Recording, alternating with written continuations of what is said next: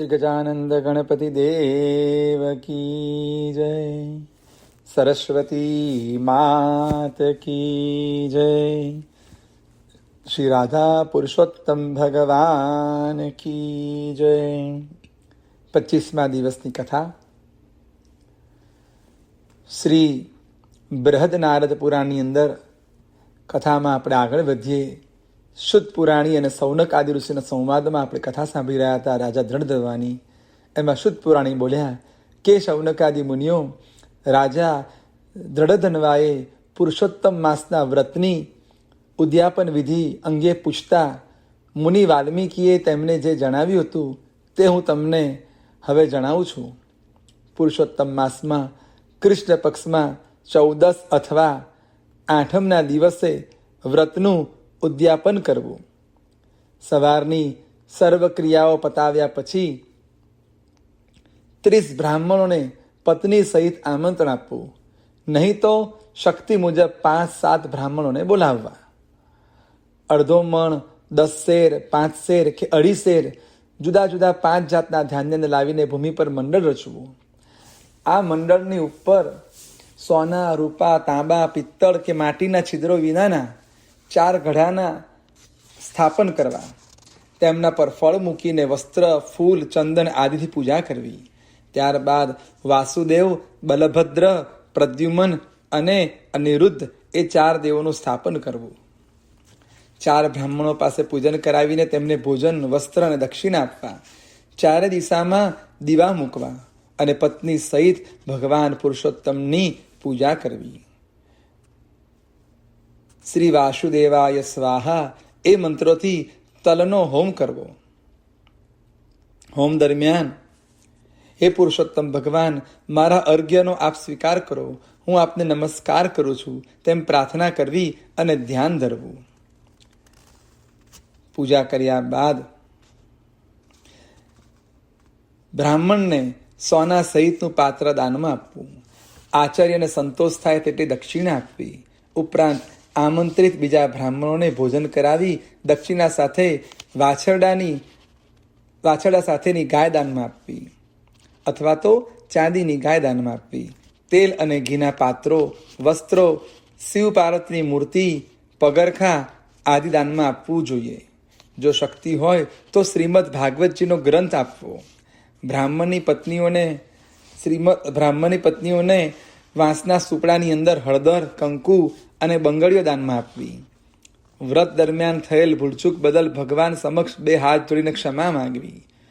સર્વ કર્મપતિ ગયા પછી ગૌગ્રાસ અને શ્વાનનો ભાગ કાઢી સહકુટુંબ ભોજન લેવું. વ્રત કરનારે વ્રતના છેલ્લા દિવસ રાત્રે જાગરણ કરીને ભગવાનનું કીર્તન કરવું અને ભગવાન પુરુષોત્તમનું પૂજનનું વિસર્જન કરીને વ્રતની પૂર્ણાહુતિ કરવી. જે કોઈ નર નારી પુરુષોત્તમ વ્રત અને તેનું ઉદ્યાપન વિધિ શ્રદ્ધાપૂર્વક કરે છે તે આ લોકમાં ઘણા સુખો ભોગવીને વૈકુંઠમાં જાય છે.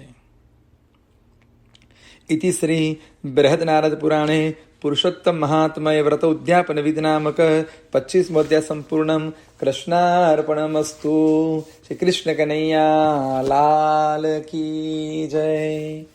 શ્રી પદ્મ પુરાણની અંદર આપણે કથા સાંભળી રહ્યા હતા. એમાં ભગવાન કૃષ્ણ બોલ્યા કે હે દેવી લક્ષ્મી, અધિક માસની અંદર મહા ઉત્તમ વ્રત વિશે તમને કહું તે તમે ધ્યાનથી સાંભળો. જેને ભક્તિપૂર્વક સાંભળવાથી પણ મનુષ્યના જન્મ મરણના દુઃખ મુક્ત થાય છે. પાપને નાશ કરનારું એ ઉત્તમ વ્રત છે. એની એક કથા કહું, જેને સાંભળીને બ્રહ્મ હત્યા કરનારા પાપી સંસારના જન્મ મરણના દુઃખથી પણ મુક્ત થાય છે. પ્રાચીન કાળમાં પૃથ્વી પર એક વીરબાહુ નામનો રાજા હતો. દાનવીર, યજ્ઞોનું યજન કરનાર, ક્ષમાવાન, શક્તિશાળી, ભાગ્યવાન તેમજ રાજાના બધા જ ગુણોથી યુક્ત અત્યંત એ પ્રજાને પ્રિય હતો. તેને યશોમતી નામે સ્વરૂપવાન પત્ની હતી. તે રૂપ, યૌવન અને ધનના અભિમાનવાળી હતી. તે રાજાને એક સાદ સ્વામી ભક્ત, સુરવીર, ધનવાન અને બધા મંત્રીઓમાં મુખ્ય મંડળ નામે મંત્રી હતો. અને તે મંત્રીને કુળવાન પતિવ્રતા ગુણવતી નામની પત્ની હતી. અલ્પ બુદ્ધિવાળો તે વીરબાહુ રાજા પોતાના મુખ્ય સચિવ મંડન ઉપર જ રાજ્યનો બધો કારભાર સોંપી અને રાણી યશોમતી સાથે આખો દિવસ સુખ ભોગવતા રહેતો હતો. અભિમાની તે યશોમતી થોડું પણ પુણ્યદાન, વ્રત, તપ, દાન, અર્ચન કરતી ન હતી. સમય પસાર થતાં તેને અત્યંત સ્વરૂપવાન સુબાહુ અને સતબાહુ નામના 2 સુંદર પુત્રો થયા. અધિક માસ આવ્યો ત્યારે એક દિવસે મંડનની પત્ની ગુણવતી રાણી યશોમતીની સેવા માટે રાજ્યભવનમાં પહોંચી. અનેક પ્રકારના સુંદર રત્નોથી અલંકૃત, ધન સંપત્તિથી યુક્તવાળી, અનેક દાસદાસીઓથી ભરપૂર, સ્વર્ગ સમાન આ રાજભવનને જોઈને તેણે મનમાં વિચાર્યું કે આ રાણી તેના પૂર્વજન્મના પુણ્યથી જ બધું ફળ ભોગવે છે, પણ આ જન્મમાં કંઈ સત્કર્મ થતું નથી. આ પ્રમાણે વિચારીને પરોપકાર કરવાની વૃત્તિથી તથા રાણી જોડે સખી પ્રત્યેનો ભાવ હોવાથી, સદ્ભાવના ઉત્પન્ન થવાથી ગુણવતીએ સાહસ કરીને રાણીને યશોમતીને કહ્યું કે હે માનનીય યશોમતી દેવી, આ મારું વચન તમે ધ્યાનથી સાંભળો અને આ અધિક માસનું ઉત્તમ વ્રત કરો. તેની કલ્યાણકારી વાતનો અનાદર કરીને અભિમાની રાણી યશોમતી હસતા હસતા કહ્યું, હે સખી સાંભળ, આ અમારી પ્રજા જે વ્રત, પુણ્યદાન, તીર્થયાત્રા વગેરે કરે છે ને, તેઓના પુણ્યનો એ રાજા ભાગીદાર છે અને રાજાની રાણી હોવાથી તેમાંનું થોડું પુણ્ય મને પણ મળે છે. માટે હે વિશાળ નેત્રવાળી સખી ગુણવતી, શરીરને કષ્ટ આપનાર તપ અને બ્રહ્મચાર્યાદી વ્રતો કરવાથી શું ફાયદો છે? જે મળ્યું છે તેનો જ ઉપભોગ કરવો જોઈએ. આમ કહીને રાણી યશોમતી પોતાના ગૃહ કાર્યમાં પ્રવૃત્ત થઈ ગઈ.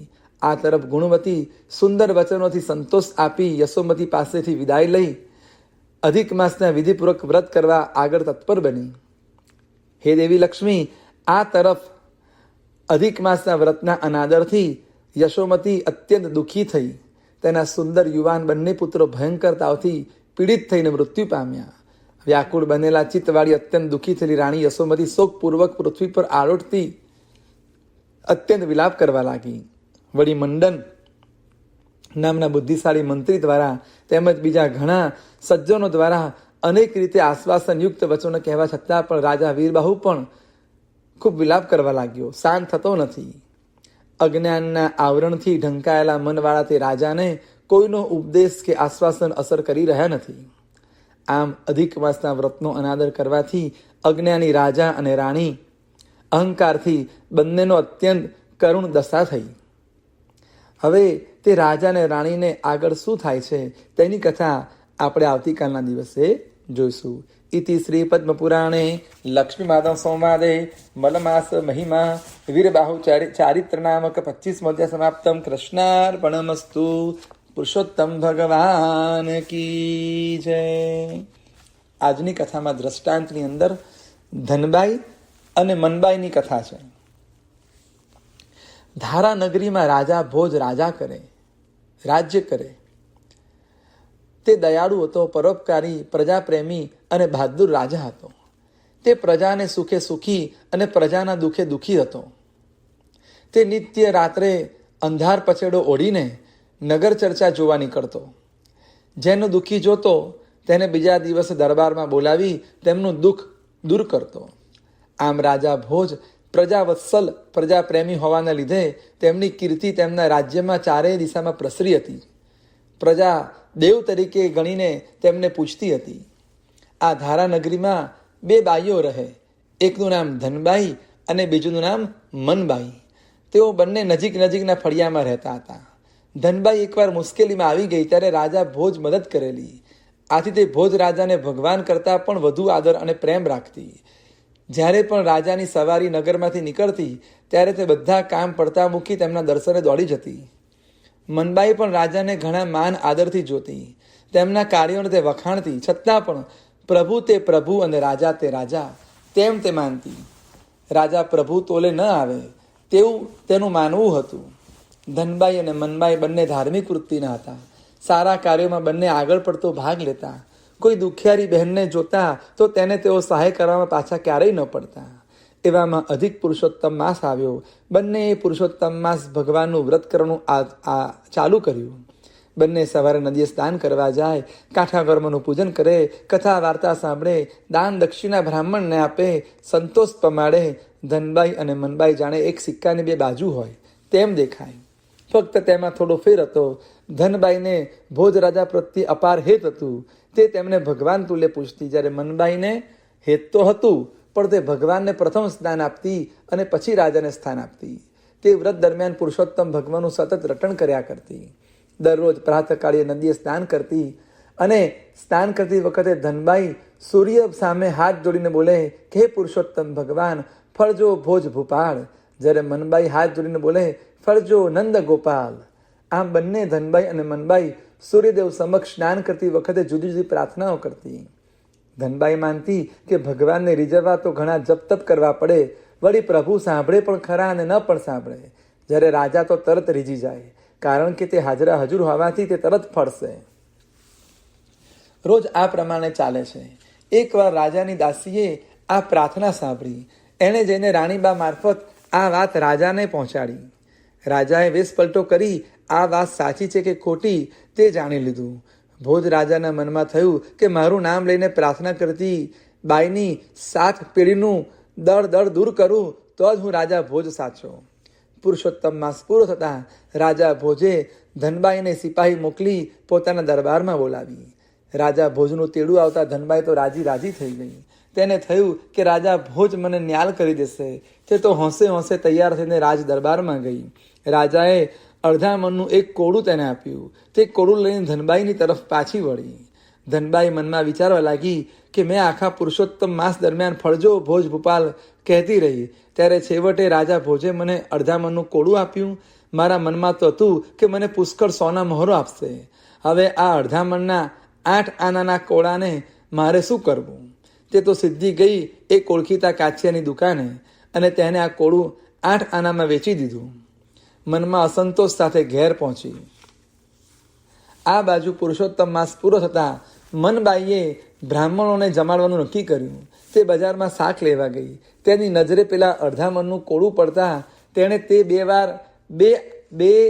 તે 12 આનામાં તે વેપારી પાસેથી ખરીદી લીધું. ઘણો સરસામાન લઈને મનબાઈ ઘેર આવી. તેણે બધા બ્રાહ્મણોને નોતરા દઈ અને જમવા બોલાવ્યા. સાંજે બધા જમવા આવવાના હતા એટલે તેણે રસોઈની તૈયારી કરવા માંડી. તેણે કોળું સમારવા માંડ્યું તો અંદરથી ખડીંગ કરતી સોના મોરો નીચે પડવા માંડી. મનબાઈ વિસ્મયમાં જોઈ રહી. તેના પગ આગળ 125 સોના મોરો ઢગલો થયો. મનબાઈ સમજી ગઈ કે પુરુષોત્તમ ભગવાનની કૃપાનું ફળ છે. તેણે તો 5 બ્રાહ્મણને જમવાના નોતરા આપ્યા હતા. હવે દ્રવ્ય હાથમાં આવતા તેણે તો તાબડતોબ 25 બ્રાહ્મણોને આમંત્રણ આપી પોતાને ત્યાં જમવા નોતર્યા. તેણે તો તડામાર તૈયારી કરી અને સાંજના 25 બ્રાહ્મણોને જમાડીને સારી એવી દક્ષિણા આપી. બ્રાહ્મણો તો મનબાઈની જય બોલાવતા પોતપોતાના ઘેર ગયા. રાજા ભોજને પોતાના ગુપ્તચર દ્વારા જાણવા મળ્યું કે આજે તો મનબાઈની જય બોલાય છે. રાજાને મનમાં થયું કે આજે ધનબાઈની જય બોલાવી જોઈએ, તેને બદલે મનબાઈની જય કેમ બોલાય છે? કેમ કે તેમણે તો ધનબાઈને 125 સોના મહોરો ગઈકાલે જ આપી હતી. રાજાએ ધનબાઈને દરબારમાં બોલાવીને કોળાનું શું કર્યું તે પૂછ્યું. ધનબાઈએ જણાવ્યું, મહારાજ, તમે આપેલ મોટા કોળાને મારે શું કરવું? તેથી કરીને મેં તો કાચિયાને 8 આનામાં વેચી દીધું. રાજાને આ વાત જાણી પસ્તાવો થયો. તેમણે સિપાહી મારફત કાચિયાને દરબારમાં બોલાવ્યો. કાચિયાને કોળા બાબતમાં પૂછતા તેણે જણાવ્યું, મનબાઈ મારી પાસેથી તે કોળું 12 આનામાં ખરીદીને લઈ ગઈ હતી. રાજાએ મનબાઈને દરબારમાં બોલાવી અને કોળા અંગે પૂછપરછ કરી. ત્યારે મનબાઈએ કહ્યું, મહારાજ, મેં પુરુષોત્તમ માસનું વ્રત કર્યું હતું. પુરુષોત્તમ માસ પૂરો થતાં મારે બ્રાહ્મણને જમાડવાનો હોવાથી મેં કોળું લાવીને શાક કર્યું હતું. ભોજ રાજાએ પૂછ્યું, એ કોળામાંથી કંઈ નીકળ્યું હતું? મનબાઈ બોલી, હા મહારાજ, તે કોળામાંથી 125 સોના મહોરો નીકળી હતી. તેમાંથી મેં 25 બ્રાહ્મણને જમાડ્યા હતા. રાજા કહે, તું તે 125 સોના મહોરો કાચિયાને આપવા શા માટે ન ગઈ? તારી ફરજ હતી કે તારે તે કાચિયાને આપી દેવી જોઈએ. મનબાઈ બોલી, મહારાજ, તે સોના મહોરો કાંઈ કાચિયાની નહોતી. જો તેને ખબર હોત કે આ કોળામાં 125 સોના મહોરો છે તો તે મને 12 આનામાં વેચત નહીં.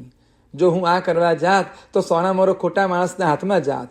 મેં પુરુષોત્તમ ભગવાનની કૃપાનું ફળ માનીને એ વાત કોઈને કરી નહોતી.